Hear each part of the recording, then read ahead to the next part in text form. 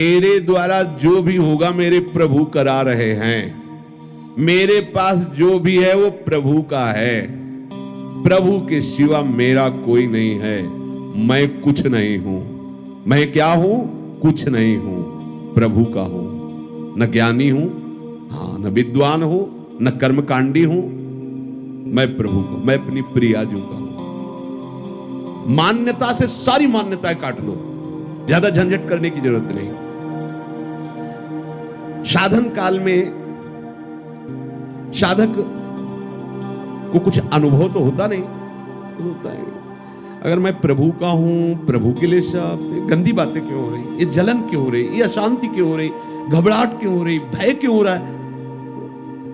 केवल कहने से हो जाएगा मैं प्रभु का हूं, ये सब प्रभु के द्वारा हो रहा है। कह तो रहा हूं, रोज कह रहा हूं, पर बहुत परेशान हूं। स्पष्ट वर्णन कह रहे, अनुभव ना होने पर भी तुम्हारा संसार बंधन कट चुका है। जैसे एक बहुत बड़ा वृक्ष हो, पुराना, और आंधी से जड़ से उखड़ जाए, उखड़ गया है, बड़ी बड़ी जड़ें हैं, कुछ छोटी अभी ऐसे नीचे से, पूरा नहीं उखड़ पाया, गिर गया है, अब उसकी सत्ता नहीं रह रही, पर थोड़ा थोड़ा नीचे जमीन से आधा ऐसे ऊपर दिखाई दे रहा, नीचे की छोटी जड़ें ऐसे लगी हुई है, उससे वो हरा भरा महीनों दिखाई देगा। वो आपको लगेगा वृक्ष जिंदा, नहीं नहीं, जहां आप उठाओगे खत्म हो गया। ऐसे ही हम कह तो रहे कि प्रभु का सब कुछ है, प्रभु ही सब करते हैं, कुछ जड़ें थोड़ी थोड़ी लगी हुई है। जैसे आप ये ग्रंथ किसी को दे दें, वो पढ़ रहा है तो आपको देखते हैं, मैंने इसे दिया था ये ग्रंथ, मैंने दिया, हम तुमको इसे जमीन में रखने को नहीं दिया, संभाल के केवल पढ़ो, दूसरे को नहीं दे सकते, मैंने दे दिया है, पर अधिकार मेरा है। यही बेवकूफी हमारे को क्लेश दे रही है, अशांति दे रही है। प्रियाजू का अधिकार नहीं, इसमें अधिकार मेरा है, समझ लीजिए आप। घर प्रियाजू का, संपत्ति प्रियाजू की, मैं प्रियाजू का, सब कुछ प्रियाजू का, पर अधिकार मेरा। अगर प्रियाजू ने ये वस्तु ऐसे इधर से इधर कर दी तो आपके भजन का, आपके समर्पण का यही फल। मैं चाहता था ये यहां रखी जाए, यही रखी जाए, यही रखी जाए, तो आप क्या कर रहे हो? प्रियाजू को अपनी सेवा में ले रहे हो या आप प्रियाजू की सेवा में जा रहे हो? अभी आप अपना ही तो अधिकार जमा रहे हो। देख लो, ऐसा ही समर्पण है, ऐसा ही समर्पण है। गुरुजी न कोई माता न पिता, आप जरा सी कोई बात, वो आप हमारी अनुकूलता के लिए आप थे, प्रतिकूलता के लिए आप नहीं थे। हमने आपको समर्पण इसलिए समर्पण किया, प्रतिकूलता कैसे दे दी? यही हमारी शिकायत प्रियाजू से। क्या समर्पण है? हमें रोग हो गया, हमें कष्ट हो रहा है, हमारा अपमान हो रहा है, हमारी निंदा हो रही है, ऐसा हो वैसा। अब तुम्हारा क्या बचा भाई? वो छोटी छोटी जो जड़ें हैं उनको भी उखाड़ दो। यद्यपि शरणागति से, इस भावना से, मेरा कुछ नहीं, मैं कुछ नहीं कर रहा, प्रियाजू सब करवा रहे, जैसे जो भी वास्तविक नहीं कर रहे आप। ना आप सत कर रहे हो, ना आप असत कर रहे हो, ना अच्छे कर्म कर रहे हो, ना बुरे कर्म कर रहे हो। समझना हमारी बात। आपने अच्छे बुरे कर्मों के आरोप को अपने में मान लिया है, उसी का आपको दंड मिल रहा है। और जिस दिन आप इस कर्ता भाव को श्री जी के चरणों में समर्पित कर देंगे तो बुरे कर्म होंगे ही नहीं। इसकी पहचान है। जैसे लोग कहते प्रभु की सत्ता के बिना पत्ता नहीं हिलता, तो हमसे जो कुकर्म आचरण हो रहे हैं प्रभु ही करवा रहे हैं। हाँ, उन प्रभु को तुम जान नहीं पा रहे हो कौन करवा रहे हैं। उन प्रभु का हम परिचय बताते हैं, उनका नाम है अहंकार। जिन प्रभु को तुम आरोपित कर रहे हो कि वो कुकर्म आचरण करवा रहे हैं, हाँ ठीक है, उनके बिना सत्ता के पत्ता नहीं हिलता। तो ये जो सत्ता आपने स्वीकार कर रखी वो श्री कृष्ण की नहीं, वो अहंकार की स्वीकार कर रखी है। मैं ये करता, मैं। आप हटा दो इसको। बुरे कर्म स्वाभाविक उससे नहीं होंगे, स्वाभाविक संकल्प नहीं हो, क्योंकि करता ही नहीं रहा तो होगा कैसे? अब भागवतिक अपने आप होंगे, बिना संकल्प के होंगे, और ऐसे महान होंगे कि आपका मंगल, जगत का मंगल स्वाभाविक होगा। जैसे वृक्ष कुछ नहीं करता, लेकिन उसके द्वारा जगत मंगल स्वाभाविक होता रहता है। आने वाले को छाया, फल, फूल, पत्ते, लकड़ी जो चाहे ले ले, उसके द्वारा किसी का अहित नहीं होता। नदियां किसी का अहित नहीं कर रही। ऐसे संत का, जो भगवत चरणारविंद में आसक्त, वो करता नहीं किसी का मंगल, उसे स्वाभाविक मंगल होता है। पुष्प की खुशबू स्वाभाविक प्रकृति में सुगंध फैला देती है, उसको प्रचार प्रसार नहीं करना होता। ये अहंकार, ये करना है, ये नहीं करना है, ये दोनों क्रियाएं ही हैं, करना भी और नहीं करना भी, दोनों क्रियाएं। जो महापुरुष होते हैं उन दोनों से अलग होते हैं। जो करना हो करा लेना, जो नहीं करना है वो ना करवाना। कितना आनंद है, अभी आनंद है। और इसका फल होगा कि आपकी जितनी सामग्री जमा है दुख भुगाने वाली या लोक लोकांतर भटकाने वाली, इस सूत्र से सब भस्म हो जाएगी। और जो नवीन है वो क्योंकि वो सब इनके, पर चतुराई से नहीं, वो चतुर शिरोमणि है। कई बार सुनाया सत्संग में, एक ब्राह्मण बड़े विद्वान शास्त्र के ज्ञाता, जैसे आप ही सत्संग सुन रहे हो, उनकी सत्ता के बिना पत्ता नहीं हिलता। तो जो हमने दुराचार किया, गोविंद आपने कराया भोगो। अच्छा किया मैंने किया, बुरा किया गोविंद ने किया। और जबकि शुरुआत होती है कि अच्छा किया तो आपने, बुरा किया तो ये मेरा कोई अहंकार है, मेरी कोई वासना। और सच्ची बात है, सच्ची बात है। कोई न कोई अहम आप बचाए रखे हो, उसी से हो रहा है। चाह किसको पैदा हो रही है? न स्वरूप में चाह है, न प्रभु में चाह है। तो ये जो चाह पैदा हो रही है देहाभिमान में है। देहाभिमान नहीं होगा तो चाह नाम की वस्तु नहीं होगी। बहुत सुंदर उन्होंने उपवन लगाया था, बगीचा, सुंदर बावड़ी, कुआं आदि। बैठे हुए थे, एक गाय अंदर आ गई, घास चरते हुए, कई फूल के पौधे भी हैं। यद्यपि उनका मारने का उद्देश्य नहीं था, उन्होंने से एक ईंट उठाई, ऐसे कंकड़, और भगाने के उद्देश्य सीधे उसके मस्तक पर लगी और गिरी, मर गई। गौ हत्या प्रकट हुई। वो तपस्वी थे और विद्वान भी थे। गौ हत्या ने कहा मैं स्वीकार कीजिए, अभी आपने बहुत बड़ा अपराध कर दिया। हत्या तो मैंने नहीं की। हाथों में देवराज इंद्र का वास है, अलग अलग शरीर के अंगों में देवताओं का वास है। तो ये हाथ के द्वारा कंकड़ उठा के मारा जाना, ये देवराज इंद्र का है। और ये ब्रह्म हत्या, गौ हत्या उन्हीं के पास, देवराज इंद्र के पास गौ हत्या गई और कहा मुझे स्वीकार करो। तो उनका कब अपराध हुआ है शाम से? तो उनका ब्राह्मण देवता ने हाथ में देवराज इंद्र का वास है। एक धनी मानिक पुरुष के रूप में गए, फल फूल भेंट करी, प्रणाम किया, पंडित जी कितना सुंदर बगीचा, किसने लगाया?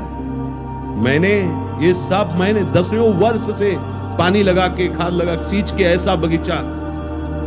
प्रशंसक, कुआं भी बहुत सुंदर निर्माण किया है, किसने? मैंने। ये गौ हत्या किसने की? गौ हत्या से का चढ़ो, इसको बहुत विद्वान।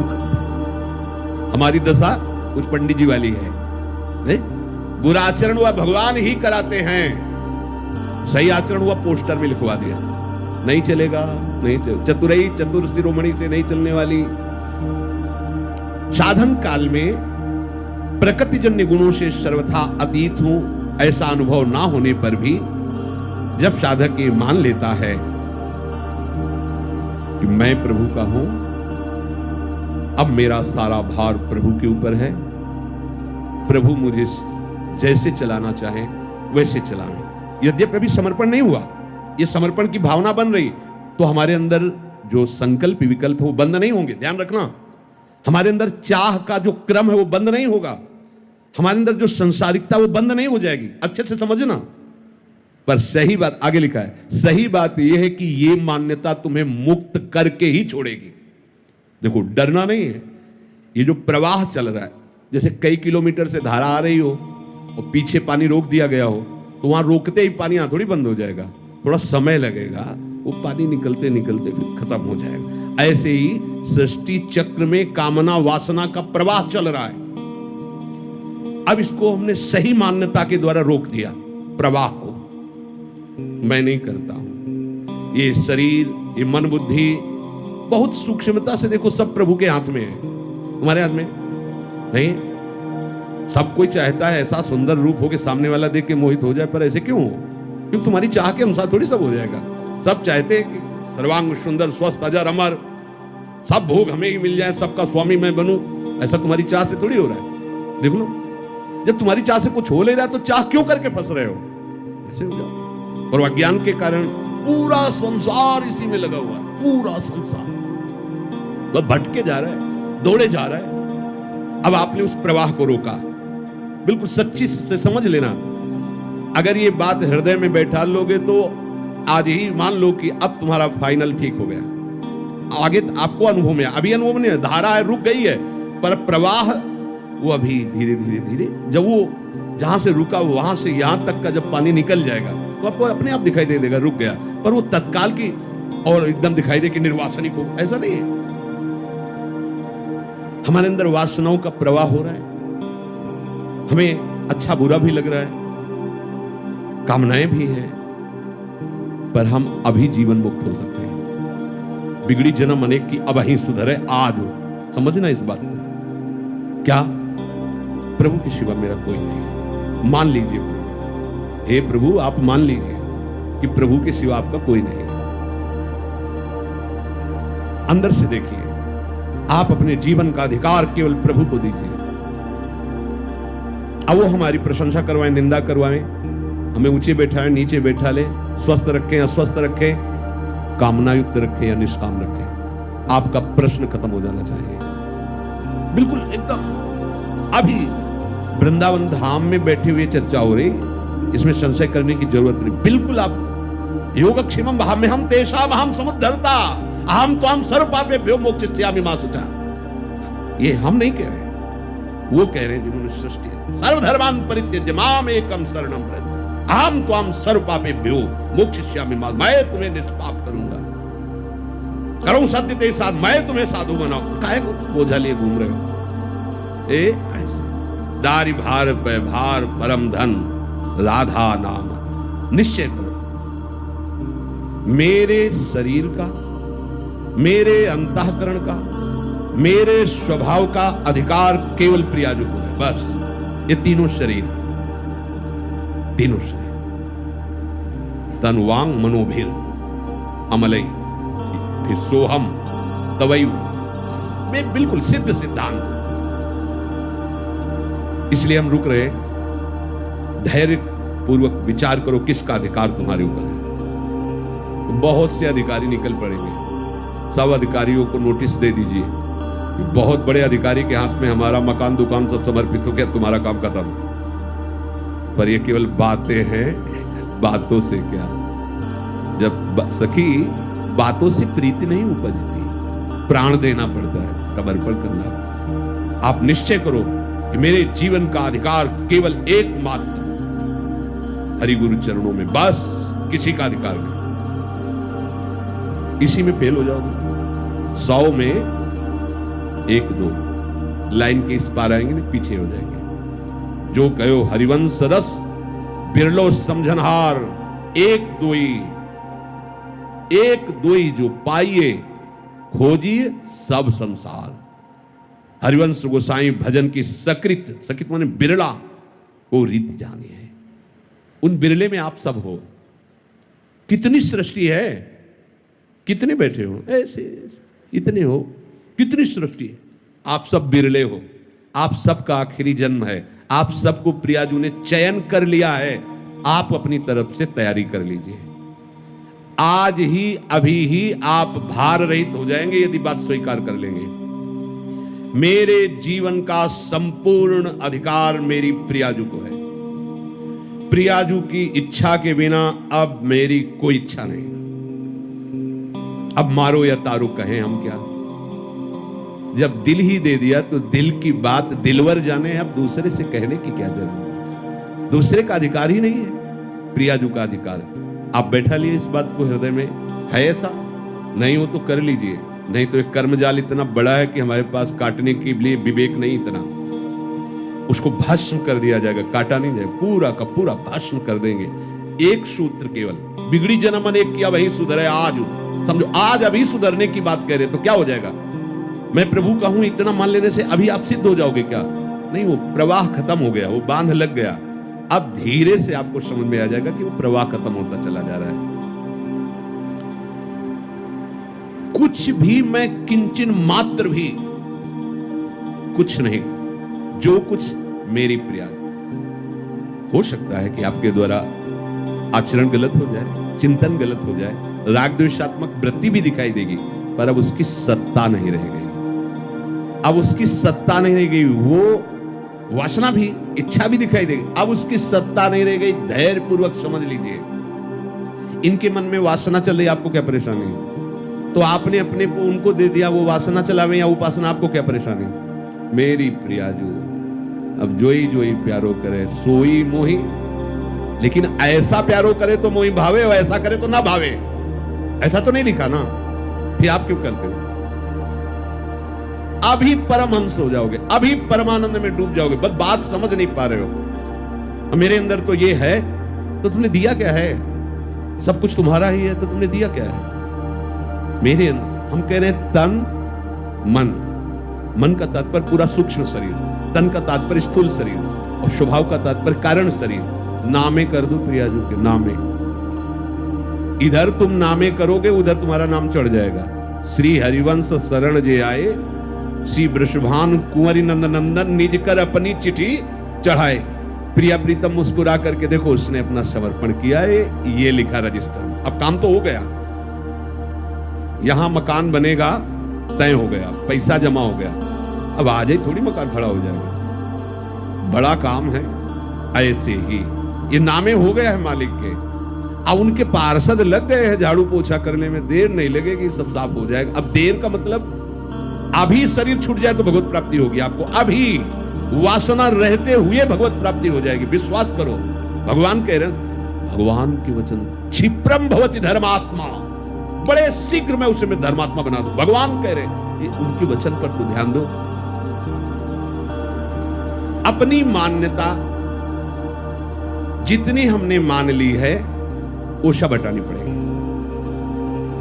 मैं अमुक जाति का हूं, मैं अमुक वंश का हूं, मैं अमुक जगह का हूं, मैं अमुक हूं, मैं अमुक का हूं, हटा दीजिए। इसी के लिए साधना की जा रही। नहीं हटा पाएंगे साधना से, दे दीजिए। हमने नहीं देखा श्री जी को, कैसे माने हो, कैसे ले लिए, तो गुरु जी को दे दिए, भिक्षा में दे दीजिए। अपनी इच्छा गुरु जी की भिक्षा में दे दीजिए। लो, बिगड़ी जन्म अनेक की, अब वही सुधरे आज, अब वही। बस जो कुछ तुमने अपना मान रखा है उसे समर्पित कर दीजिए। तो स्वामी के हाथ में संचालन पहले भी था, अब भी है। अहंकार के कारण तुम दुर्गति को प्राप्त हो रहे थे, अब कुछ नहीं होने वाला। अब तुम्हारा कहीं बाल बाका नहीं होने वाला, क्योंकि तुम्हारा कुछ बचा ही नहीं है। तुम्हारा जहां समर्पण हुआ कि तुम्हें उस समर्पण का फल मिलेगा, नित्य निरंतर भगवत प्रीति का वर्धन।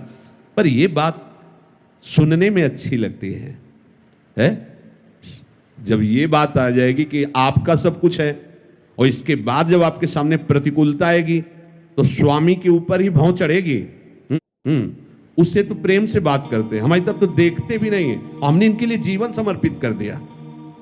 भाई जी ने एक उसमें लिखा था कि आप भरी सभा में नए आगंतुक को गले लगाएं और मुझे बार बार तिरस्कार करे और प्रताड़ना दे, तो भी मैं आपकी तरफ ही देखूंगी, मैं किसी और की तरफ। आप देखिए किसी और की तरफ, मेरा शासन आप पर नहीं है, पर ये मेरी आंखें आप किसी और किसी को नहीं देख सकती। समर्पण इस कोटि का अगर हमारा समर्पण है, तो फिर हमारे अंदर क्यों म्यों प्रश्न उत्तर नाना प्रकार का ये प्रपंच सीधे भगवत प्राप्ति का मार्ग। तनुवांग मनोभीर अमलई सोहम तवई वासिता। अगर अमलई पहले आ जाता तो थोड़ा विचार करने की बात थी। तनुवांग मनोभीर, ये समर्पित करो तो अमलई अपने आप हो जाओगे। और सोहम तवई वासिता, हमारा संबंध तो पहले से ही है प्रभु से, प्रियालाल से, कोई नया संबंध थोड़ी है। जो है उसी की स्मृति जागृत हो जाती है। तो सोहम तवई वासिता, ये स्मृति जागृत हो जाती है। कोई संबंध होता नहीं है, ये दृढ़ है पहले से।